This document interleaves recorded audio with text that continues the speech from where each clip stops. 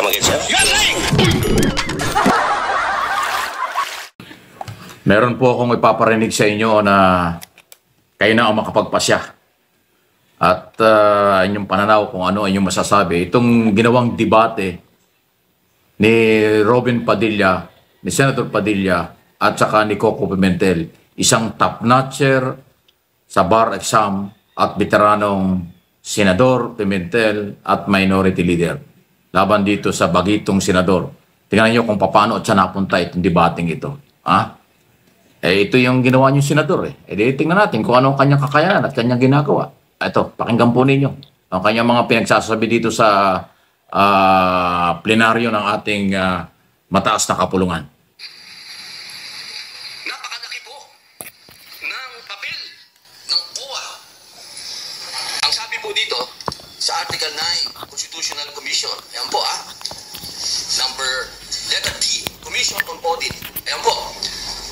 Ginoong Pangulo, ang sabi po dito, the Commission on Audit shall have the power, authority, and duty to examine, audit, and settle all accounts pertaining to the revenue and receipts of and expenditures or uses of funds Sige, pakinggan po natin owned or held in trust by or pertaining to the government or any of its subdivisions, agencies, or instrumentalities, including government-owned or controlled corporations with original charters on a post-audit basis. Medyo mahaba-haba po ito. Kasi kasama po dito, pati po yung mga state colleges, lahat po ay sako ng COA, Ginoong Pangulo. Meron lang po tayong pinagdadaanan na, siyempre po, sa takbo po ng panahon, mahal na Pangulo, hindi naman po pwede na magmula po 1987 na nagawa po itong saligang batas, ang pinakamataas na batas dito sa ating bayan, hindi po nagkakaroon ng mga hakbangin para palakasin pa ang binigay na kapangyarihan sa COA. Alam niyo po, Ginoong Pangulo, ang ating pong COA ay masasabi po natin na international na ang kanilang standard. Dahil sa amin pong mga ginawang pagdinig, ang COA po ay miyembro at palagi ang uma-attend ng mga international seminars at studies patungkol po sa pag-audit. Ang kailangan lang po natin ngayon, mga mahal kong kababayan, ay yung kapangyarihan na ibinigay po sa kanila ay palakasin natin. Hindi inuulit ko po hindi po natin dinadagdagan. Wala po yan, bawal po yan. Wala ko saan pupunta ito sinasabi niya. Ay palakasin po yung mga ibinigay sa kanilang kapangyarihan. Kaya meron po dito sa ating panukala na mga bago pong probisyon. Pero ito pong mga probisyon nito, mahal na Pangulo, hindi na po ito bago. Meron pong ilan na pinapractice na, meron pong ilan na masasabi nating bago. Pero yung pong mga bago na yun, pagka ating pong pinag-usapan, ay parang hindi na rin bago.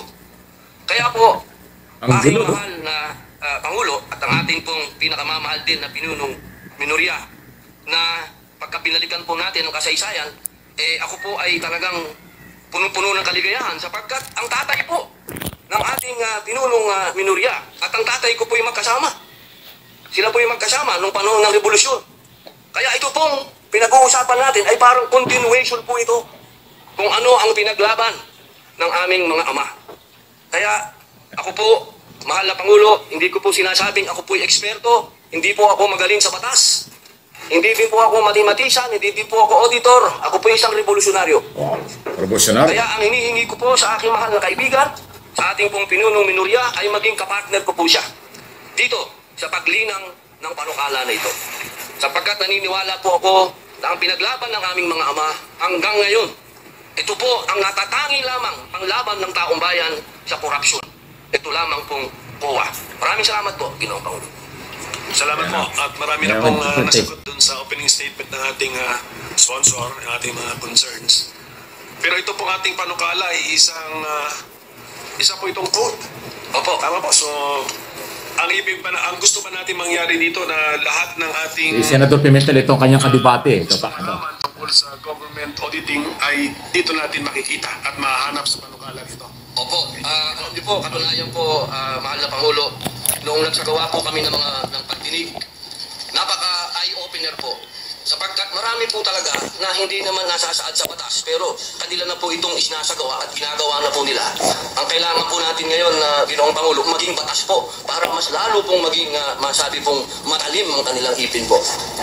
Pero yung mga sinasabi po nating existing practice na ngayon na ginagawa nila, ay ano po ang legal basis na? Opo, Kasi ito ba ay, siyempre, bago nila ginawa yan, kinover muna nila sarili nila ng, ano ba tawag, circular ba? Opo, circular. O, sige. Ano po ang legal basis ng Commission on Audit para sa kapangyarihan nila sa pag-issue ng circular? Opo, napakaganda po ng tanong ng ating pinunong minorya. At yan po, alam niyo po, dito po sa aking kaliwa, kung titignan niyo po, Ayan, no? dahil ang sabi ko po sa kanila, Ginoong Pangulo, tayo po ay haharap sa Bartat-Natcher. Matematisan pa. Kaya kailangan po battery ng mga auditors ang kailangan po natin dito sa kaliwa. Ano po? Biglang tumalikod. Naghanap ng kakampi. Parang pelikula lang eh. Ang konstitusyon. Ayan. Babasa na sa saligang batas. Ayan, oh.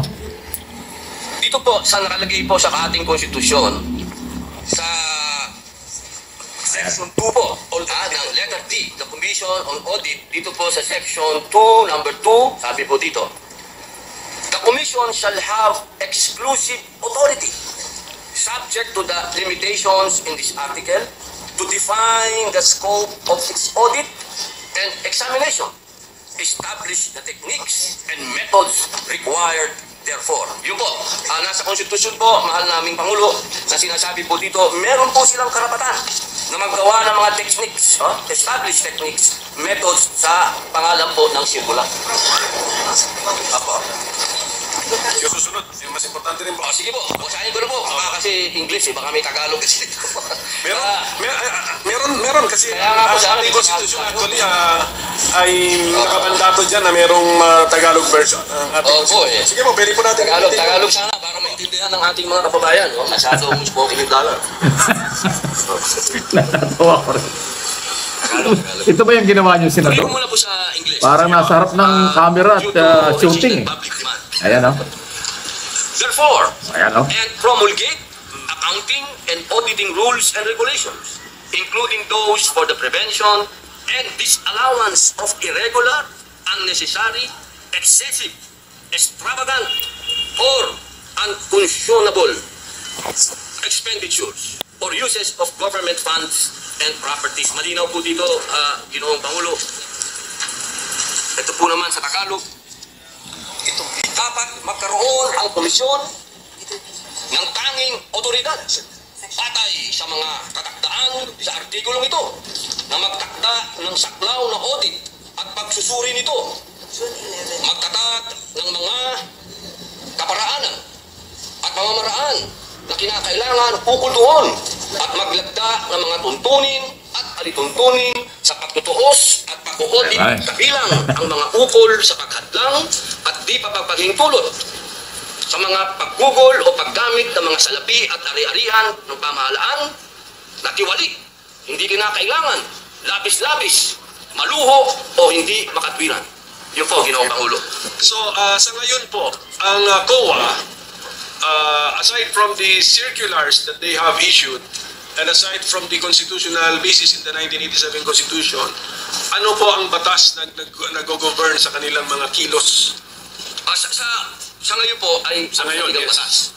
At siyempre po, yung pong nakaraan, nung panahon po ng tayo pa po ay nasa panahon pa ng Marcos Sr., meron po tayong Presidential Decree 1445. Opo, doon po nagbase, opo. And that is a 1978 law. So, ibig na, ang gusto natin na sabihin ngayon, ang basic and fundamental auditing code na sinusunod ng COA ngayon is a 1978 law. Opo, opo. Yung 1978 auditing code na yan, paano naman siya binago ng mga detalye na nandun sa 1987 Constitution? Ayan.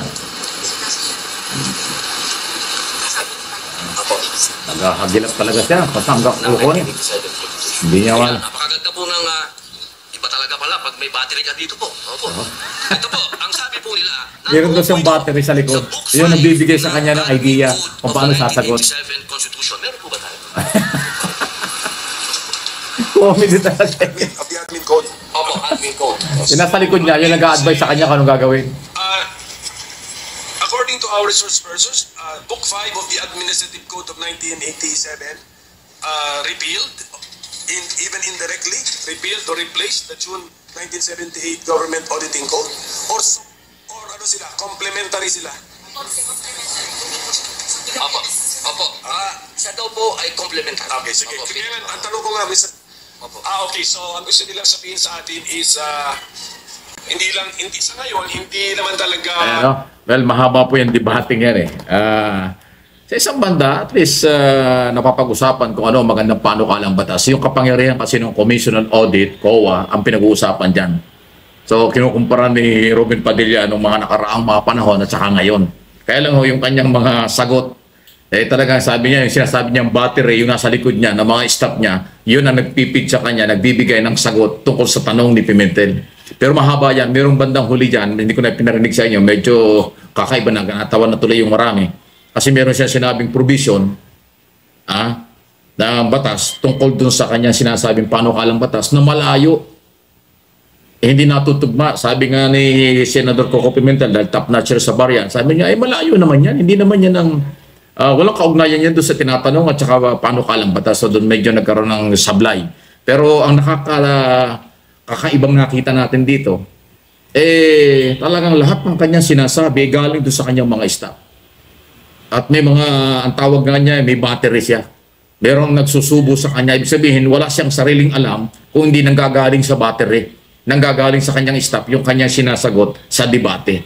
So, kaya ko pinarinig at pinakita sa inyo, kasi yan ay isa sa ating mga senador na pinapasweldo. Artistang ginawa niyong senador, number 1 pa nga senador, ayan ang nangyayari. Ilang taon na ba siya? Ilan pa ba siya naging senador? Kaya ang kanyang ginagawa ngayon. So, yan ho ang layunin natin. Kaya natin pinaparinig. Pinakita ko sa inyo ano ang kanyang kakayanan, kaalaman sa paggawa ng batas at pakikipagdebate. So, nakipagdebate siya sa isang magaling na senador, veteranong senador, dahil daw sa kanyang baterya. Yung daw battery niya ay yung kanyang staff na nagsusubo sa kanya kung ano ang kanyang sasabihin at paano yung sasabihin. Hanggang sa bandang huli, sumablay na nga dahil meron siyang provision na sinabi na malayo sa topic. Malayo doon sa proposed bill.